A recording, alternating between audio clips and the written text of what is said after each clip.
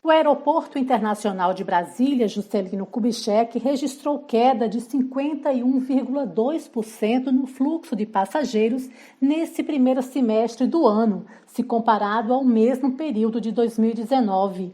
A queda no movimento foi por conta da pandemia do novo coronavírus. Segundo a Inframérica, concessionária que administra o terminal, o aeroporto de Brasília registrou cerca de 38 mil pousos e decolagens. Foram 3.960.000 passageiros nos últimos 6 meses. Neste mês de agosto, a administradora do aeroporto vem registrando aumento na demanda e prevê crescimento de 58% no número de voos se comparado com o mês de julho. Hoje, o Distrito Federal conta com voos diretos para 35 cidades brasileiras. Com produção de Renato Lima, da Rádio Nacional em Brasília, Sâmia Mendes. Após acordo, o Congresso derrubou 5 vetos presidenciais nesta quarta-feira. Senadores e deputados rejeitaram os vetos ao projeto que prorroga a isenção de impostos para a instalação de cinemas e incentivos fiscais da Lei do Audiovisual. O presidente Jair Bolsonaro havia vetado a proposta que prorroga o Recine até 2024. Os parlamentares também derrubaram os vetos ao projeto de telemedicina, colocado em pauta em razão da pandemia. O trecho presidencial vetado foi o que autoriza receitas médicas por meio digital. Também não recebeu apoio dos congressistas o veto ao projeto que regulamenta a profissão de historiador e a medida provisória do agronegócio, que criou fundos de garantia para empréstimos rurais. Neste caso, o principal dispositivo vetado pelo presidente Bolsonaro facilita a renegociação e a quitação de dívidas, prorrogando os prazos para o pagamento do crédito rural. Um quinto veto foi rejeitado, relacionado ao projeto que dispensava a licitação para serviços jurídicos e contábeis pela administração pública.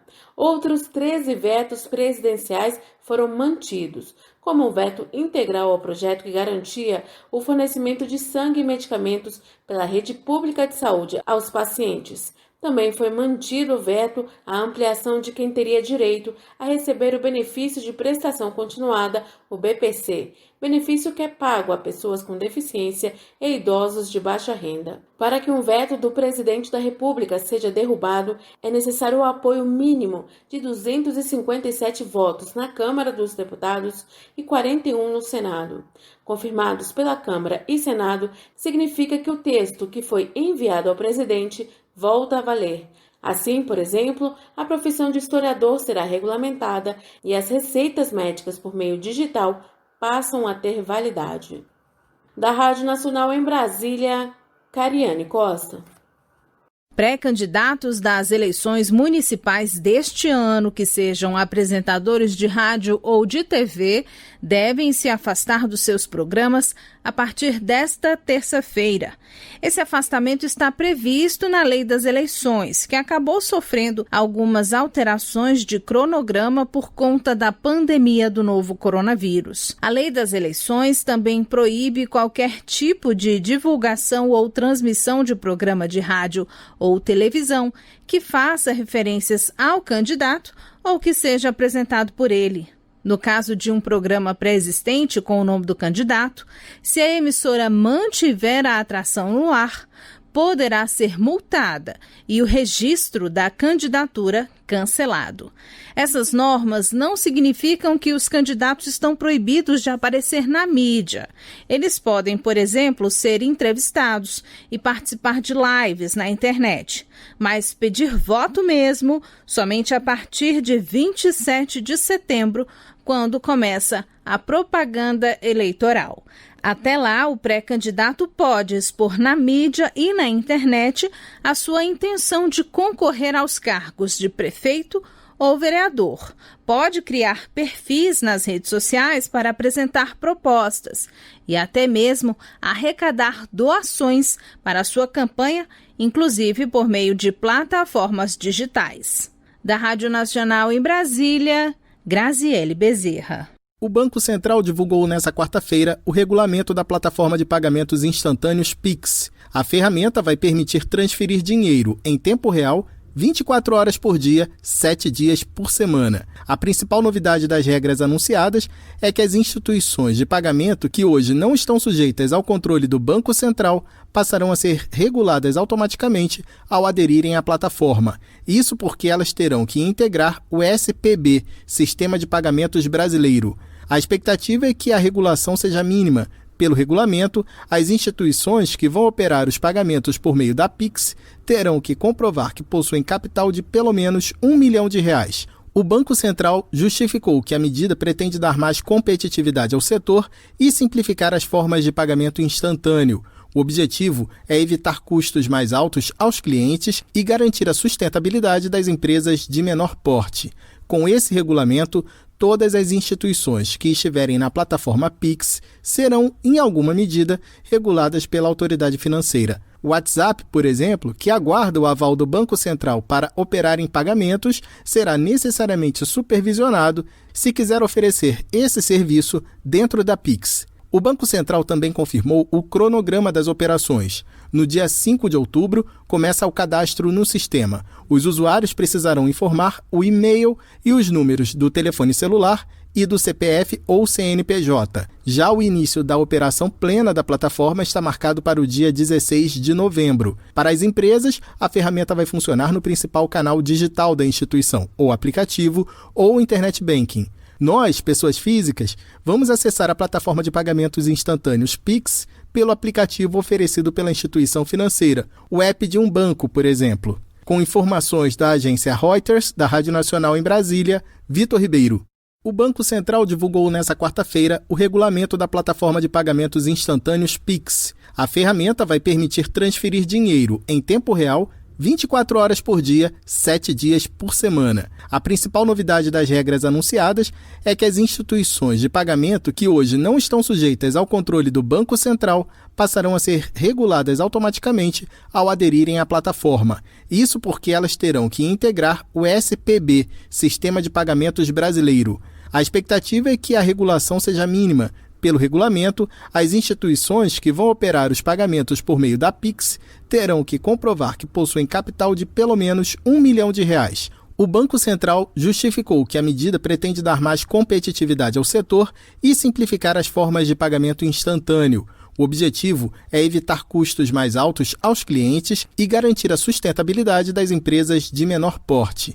Com esse regulamento, todas as instituições que estiverem na plataforma Pix serão, em alguma medida, reguladas pela autoridade financeira. O WhatsApp, por exemplo, que aguarda o aval do Banco Central para operar em pagamentos, será necessariamente supervisionado se quiser oferecer esse serviço dentro da Pix. O Banco Central também confirmou o cronograma das operações. No dia 5 de outubro, começa o cadastro no sistema. Os usuários precisarão informar o e-mail e os números do telefone celular e do CPF ou CNPJ. Já o início da operação plena da plataforma está marcado para o dia 16 de novembro. Para as empresas, a ferramenta vai funcionar no principal canal digital da instituição, ou aplicativo, ou internet banking. Nós, pessoas físicas, vamos acessar a plataforma de pagamentos instantâneos Pix pelo aplicativo oferecido pela instituição financeira, o app de um banco, por exemplo. Com informações da agência Reuters, da Rádio Nacional em Brasília, Vitor Ribeiro. O Senado aprovou o projeto de lei que limita as taxas de juros de cartão de crédito e cheque especial em até 30% ao ano. Essa limitação valeria apenas até o fim do estado de calamidade pública, que termina no dia 31 de dezembro deste ano, decretado em virtude da pandemia do novo coronavírus. O projeto permite um limite maior de 35% de juros ao ano para as chamadas fintechs, que são pequenas instituições financeiras. Ainda pelo texto, fica proibida a cobrança de multas e juros por atraso no pagamento das prestações do cartão de crédito, mas essas medidas só terão validade enquanto durar a calamidade pública. O projeto, porém, precisa ainda ser aprovado pela Câmara dos Deputados e também passar pela sanção presidencial. O autor do texto, o senador Álvaro Dias, do Podemos do Paraná, argumentou que países como Colômbia, Costa Rica e Argentina limitaram os juros do cartão de crédito recentemente. Cerca de 76 países do mundo estabelece o limite das taxas de juros dos cartões e nós continuamos estabelecendo aqui a agiotagem oficializada, a exploração sem medida, com taxas de juros que chegam a 395 vezes a taxa Selic. O plenário ainda aprovou, em votação separada, uma emenda do PT, determinando que o Conselho Monetário Nacional regulamente a limitação dos juros dos cartões de crédito após o estado de calamidade pública. Um dos senadores que se manifestou contra a medida foi o líder do governo no Senado, Fernando Bezerra Coelho, do MDB pernambucano. Para o parlamentar, a medida pode aumentar os juros de outras modalidades de crédito. Ao estabelecer um limite pelo Estado para as taxas de juros livres, a instituição financeira não poderá precificar corretamente o risco do crédito. Ele tenderá a não conceder crédito a tomadores com elevado risco. Apesar da taxa Selic, a taxa básica de juros está em 2% ao ano, menor patamar da história. As taxas de juros cobradas pelos bancos de cartão de crédito podem chegar a 790% anuais, segundo dados do Banco Central. A Caixa Econômica Federal, por exemplo, pratica uma taxa de 181% ao ano. O Banco do Brasil é um pouco mais, 213% anuais. Já o Bradesco chega a 245% e o Itaú Card é de 291% ao ano. Da Rádio Nacional em Brasília, Lucas Por Deus Leon.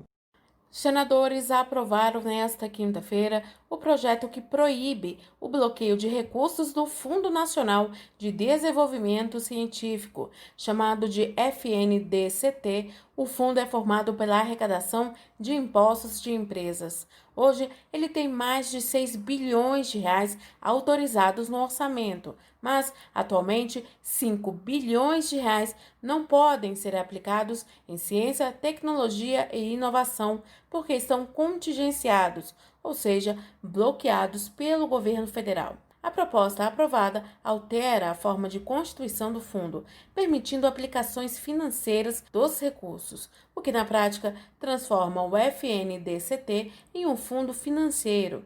Essa proposta era para ter sido votada na última semana, mas a pedido da liderança do governo, a votação ficou para esta quinta.